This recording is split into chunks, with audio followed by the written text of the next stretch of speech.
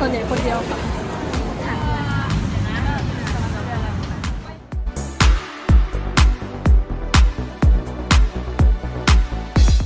พวกเครื่องดื่มอาทิตย์นึงก็ประมาณพันเนาะน้อยมากเอาจริงๆน่าจะแบบเดือนละ2-3 แก้วด้วยซ้ำประมาณ100อ๋อต่อรอบใช่ไหมแต่ก็ว่าออลน่าจะประมาณ250-300ไม่ค่อยได้กินหรอก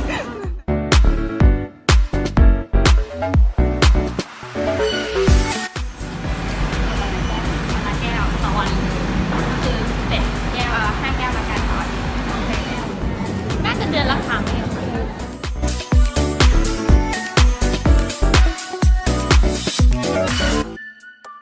อะไร so it influence your likelihood to buy it again right yes ก็ถ้าร้านสวยๆก็จะค่อยเข้าไปลองแต่ว่าถ้าเกิดสมมติว่าแบบร้านไม่สวยก็จะไม่ลองตั้งแต่แรกอย่างเงี้ยไม่มีเพราะว่าซื้อแล้วกลับ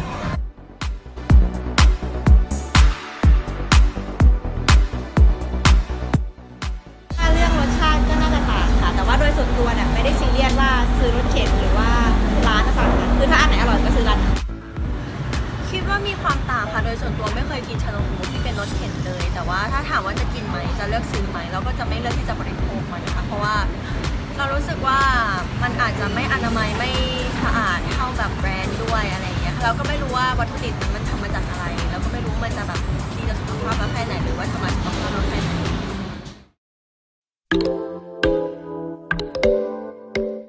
So the next part is our analysis of the interview.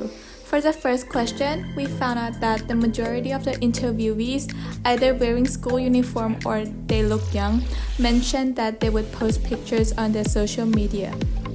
The majority that they post would be on Instagram stories. However, on the other hand, working adults don't seem to post that much except for rare cases like the expensive brands or brands that they have not tried before. This suggests that adolescents are more addicted to the use of social media and so assume that they are more likely to be influenced by it. This is proven by the mere exposure effect, where the more frequent we're exposed to something, the more likely we become to like it. So moving on to the second question, we found out that adults are more likely to go to bubble tea stores alone, which the major reason is their convenience. This suggests that they are more independent when compared to adolescents or students studying in university. This can be further connected to the topic of existential isolation, where men tend to have more association with existential isolation than female.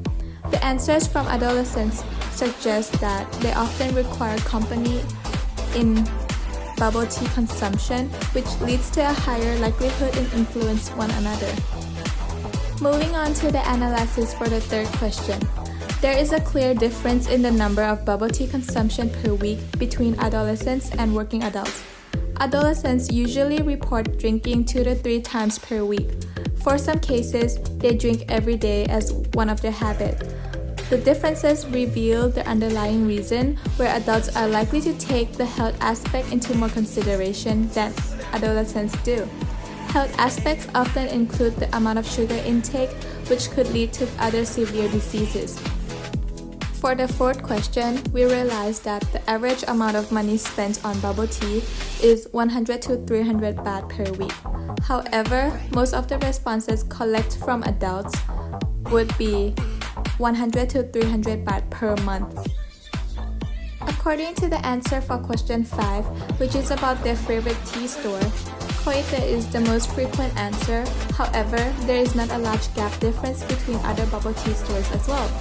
This indicates that the target market of bubble tea are middle-class individuals because the most popular price range is one that is affordable by white-collar workers or those from similar background.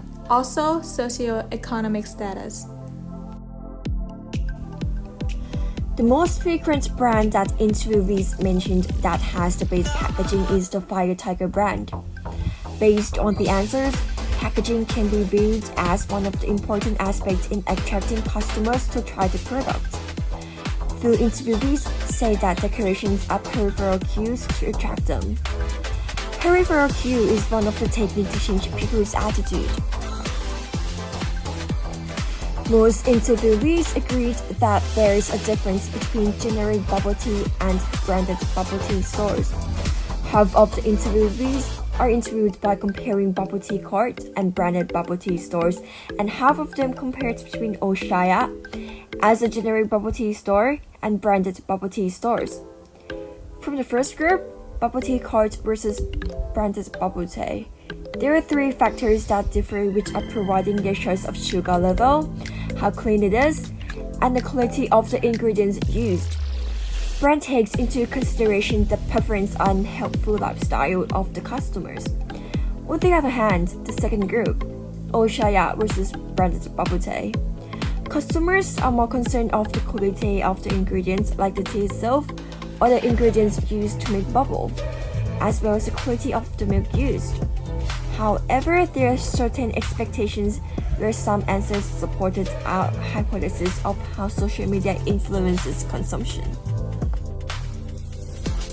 In summary, our hypothesis is partially supported by our pilot test, where social media is a platform that allows the appearance of mere exposure pertaining to the product per se, and produce design which increases the chance of customers consuming the product. We expected that the answers would revolve around the trends inside society. However, the interviewees focused on the taste and quality of the brand instead, which did not reinforce our proposal.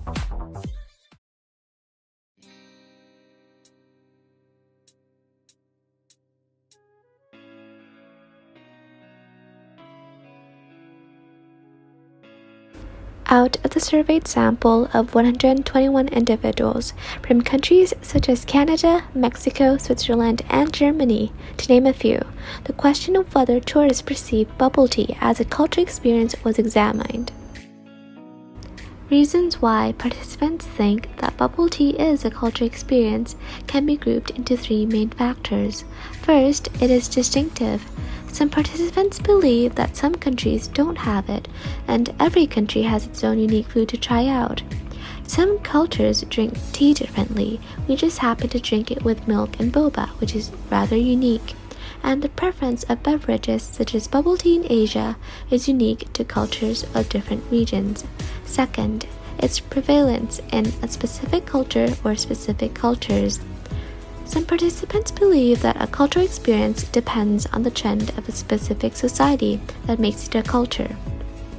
Bubble tea shops aren't prevalent in countries of Western cultures, and people show interest in popularize bubble tea, so the drink itself may become a cultural component.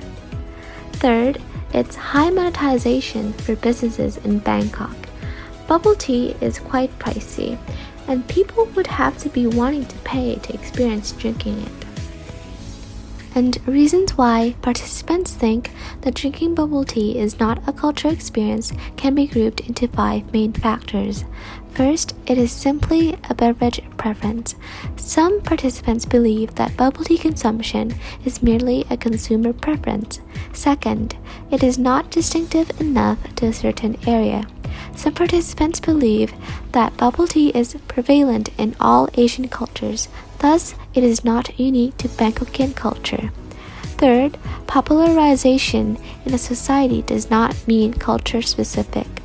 Some participants believe that bubble tea is simply one of the beverages highly available and accessible in Bangkok. It is not the cultural aspect that is to be experienced. Fourth, the ability to mass produce something lessens its distinctiveness to a certain culture. Some participants believe that bubble tea uses mass production, thus it cannot be culture specific. And fifth, it is now being generalized as a common drink.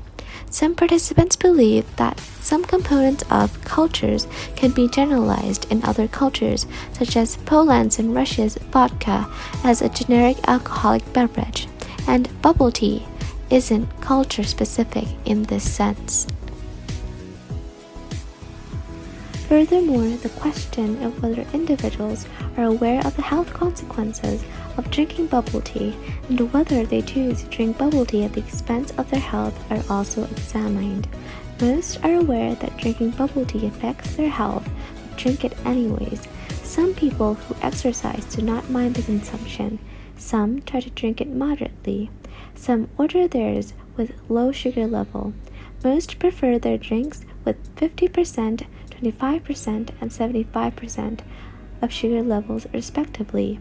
84% of the survey participants choose to drink bubble tea at the expense of health effects and do not feel guilt or regret due to the consumption. This may be because the beverage is highly normalized. Thus, the presumed association between the health effects of bubble tea is more socially acceptable than the health effects of smoking or recreational drug use that are often frowned upon.